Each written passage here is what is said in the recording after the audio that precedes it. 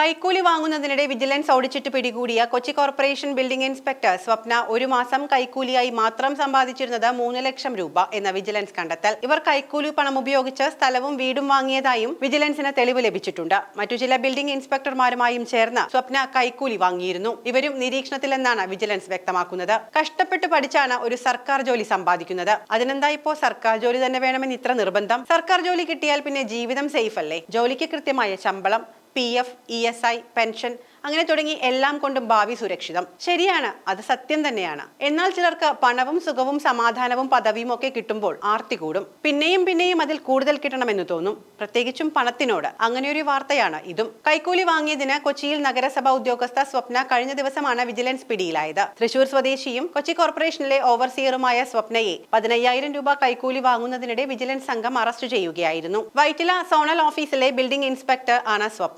കെട്ടിട നിർമ്മാണ പ്ലാൻ അംഗീകരിക്കുന്ന വേണ്ടിയാണ് കൈക്കൂലി ആവശ്യപ്പെട്ടത്. വൈറ്റിലയ്ക്ക് സമീപം പൊന്നുരുന്തിയിൽ റോഡരികിൽ കാർ നിർത്തി പണം വാങ്ങുന്നതിനിടെ വിജിലൻസ് സംഘം കൈയോടെ പിടികൂടുകയായിരുന്നു. സ്വന്തം വാഹനത്തിലായിരുന്നു സ്വപ്ന കൈക്കൂലി വാങ്ങാനായി എത്തിയത്. വിജിലൻസിന്റെ അറസ്റ്റിനു പിന്നാലെ ഇനി കോർപ്പറേഷന്റെ നടപടിയും സ്വപ്നയ്ക്കെതിരെ ഉണ്ടാകും. കൊച്ചി കോർപ്പറേഷനിലെ അഴിമതിക്കാരായ ഉദ്യോഗസ്ഥരുടെ പട്ടികയിലെ മുൻനിരയിലുള്ള പേരാണ് സ്വപ്ന. വിജിലൻസിന്റെ മുൻപിൽ തന്നെ സ്വപ്നയ്ക്കെതിരെ മുൻപും പല പരാതികളും എത്തിയിട്ടുണ്ട്. പിടിയിലാകുമ്പോൾ 3 കുട്ടികളും കാറിലുണ്ടായിരുന്നു. SP S ശശിധരന്റെ നിർദ്ദേശപ്രകാരം ഡിവൈഎസ്പിമാരായ സുനിൽ, തോമസ് എന്നിവർ ചേർന്നാണ് സ്വപ്നയ്ക്കുള്ള കെണിയൊരുക്കിയത്. പ്രവാസി നിർമ്മിക്കുന്ന 5000 ചതുരശ്ര മീറ്റർ വിസ്തീർണവും 5 കെട്ടിട നമ്പറും വരുന്ന കെട്ടിടത്തിന്റെ പെർമിറ്റിനായി കഴിഞ്ഞ ജനുവരി 30-നാണ് പരാതിക്കാരൻ ഓൺലൈനിൽ അപേക്ഷ നൽകിയത്. കെട്ടിട നിർമ്മാണത്തിനുള്ള അനുമതി പല കാരണങ്ങളാൽ വൈകിപ്പിച്ച സ്വപ്ന കൈക്കൂലി തന്നാൽ ശരിയാക്കി തരാമെന്ന് അപേക്ഷകനെ അറിയിച്ചിരുന്നു. സ്ഥലപരിശോധന നടത്തിയ ശേഷം സ്വപ്ന പെർമിറ്റ് അനുവദിക്കാൻ ഓരോ കെട്ടിട നമ്പറിനും 5000 രൂപ വീതം കൈക്കൂലി നൽകണമെന്ന് ആവശ്യപ്പെട്ടു.